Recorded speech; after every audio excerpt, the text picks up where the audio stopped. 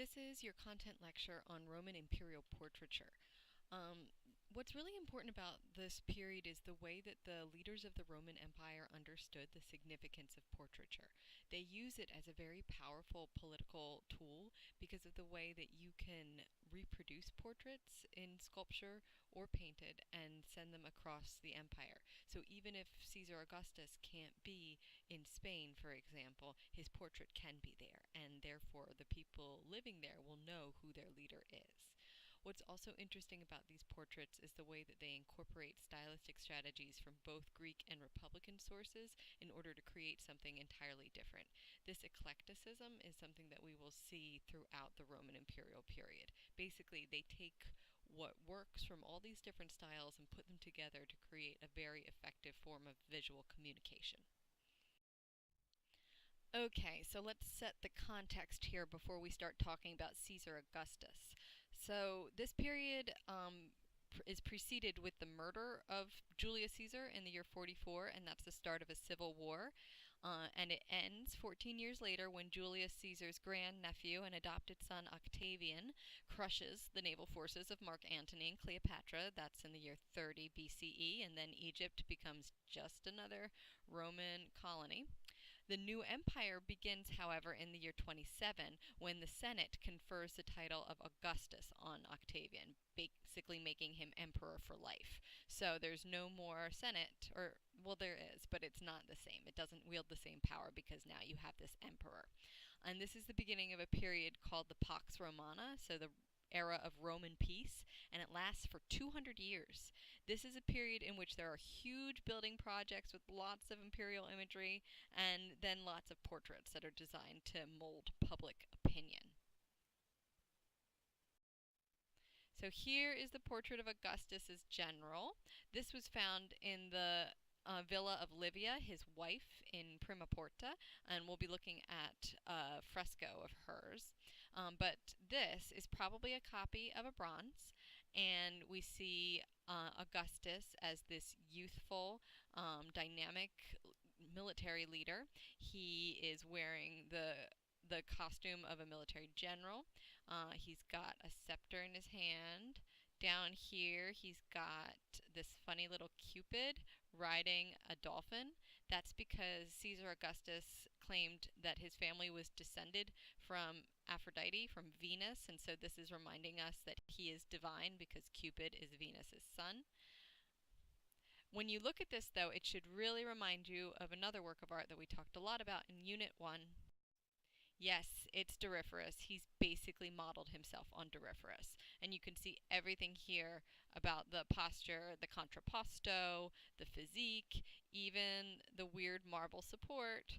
Although instead of a random tree trunk, now we have his forefather, Cupid. But that's not the only model it incorporates. It looks like the orator, right? So he takes the visual gestures of the Roman Republic, puts it together with Greek idealism, and basically suggests that he's the best ruler ever. However, that's not where it ends. On his cuirass, that chest plate that he's wearing, he has this elaborate iconography depicting an event in Roman history. So the event depicted here is the return of the Roman standard from the Parthians. So here's the Roman standard going back to Rome, although instead of a human, a mortal, accepting it, it is the god of war Mars accepting it on their behalf. Over here, Apollo is watching. Here's Diana. Aurora and the dew goddess are up here. Sun god, Saturnia, Tellus. I mean, basically, this is Roman history, but as seen, as witnessed by the gods. So the Romans are so awesome that the gods are watching the work that they do and intervening on their behalf. This is another portrait of Augustus as Pontifex Maximus. So not only is he the emperor for life, but he's also the chief priest of Rome. And what's interesting about this is you can see that his portrait pretty much doesn't change. So that was an individualized portrait of him as the Augustus Permaporta. And you can see this thick head of hair that he has. He has these big ears and a long nose. So this is an individualized portrait of him, though of course it's idealized somewhat, and he also looks a lot younger than he probably was at the time. So he depicts himself as eternally youthful. Now let's talk about another way that Augustus inserts his portrait and uses monumental sculpture and architecture to shape public opinion. We're looking at a space in Rome called the Campus Martius, so the Field of Mars. And what you have here is a giant obelisk brought in from Egypt in the center. On one side of the Campus Martius is this giant tumulus, which you should recognize from the Etruscan period. It's a tomb. This is Caesar Augustus's tomb. On the other side, you have the object that we're going to spend a fair amount of time talking about, the Ara Pacis Augustae, or the altar of Augustan peace. So here's a view of it today. It was moved by Mussolini when it was excavated away from the Campus Martius, and then in 2005 they opened up a new building designed by the contemporary architect Renzo Piano. So you have this ancient Roman monument in here surrounded by this very modern glass building. Some people really don't like it, but whatever. It does look kind of strange in Rome up here, right? Like these old Baroque and Renaissance churches, and then Renzo Piano. This is a view of it from above. So this is an interesting space because it's architectural, right? You could tell in that last image by the scale of the policemen on either side of it, but it is open air because it's an altar. Remember how Augustus was also the chief priest? So he could use this space to make sacrifices, and that's what he did. So this altar was built in honor of his return to Rome, and when it was unveiled, there was a huge procession and event in which Augustus walks up these stairs and slaughters a bull on the altar to the gods. Here's a view of the interior. This was all originally painted, and you can see it's decorated almost like this is outdoors, so you have these beautiful strands of fresh flowers, and then bull's heads in between. This was blue behind here, and so it looked like it was open to the sky and that these were like a clear story of sorts. And here's another view of it, and I like this picture because you get a sense of its scale and monumentality, but also the incredible texture of the sculptural reliefs. So the way it's organized, it has two registers in this area on the bottom. It's mostly organic materials, swirling plants and topiaries, all sorts of lovely, lush, fertile-looking plants. And then above, you have figural representation. A lot of the original sculptural reliefs here are lost. This part that's drawn in is what they think was there, but it has to do with ritual sacrifices made by the first Romans. Here's a view of the other side, and we're going to be talking about the reliefs that are up here. Okay, so what's depicted here is the procession of the Imperial family. Yes, so on this altar dedicated to the gods, Augustus has decided to have portraits of his extended family. So this is them on the day that it was dedicated. They're all participating in the procession.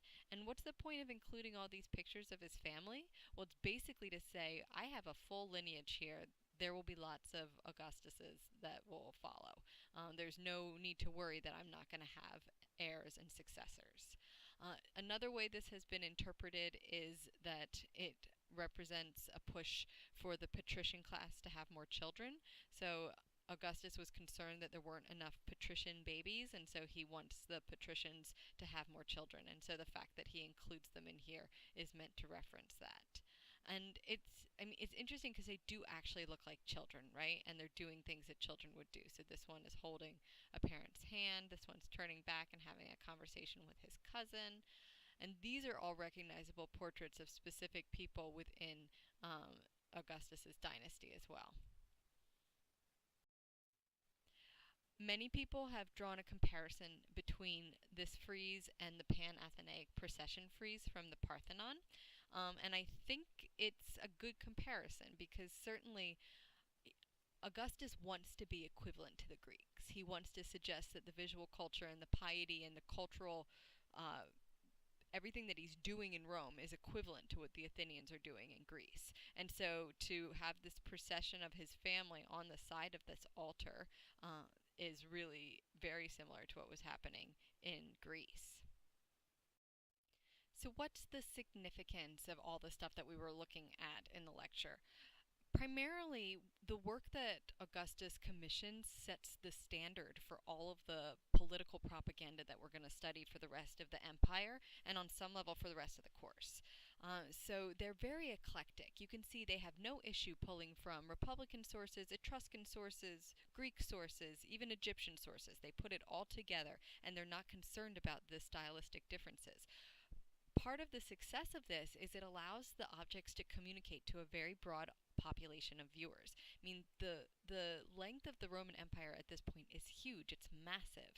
And these works were easily reproduced and sent around that. So regardless of the geography, you could probably most people could look at these works and understand something about them.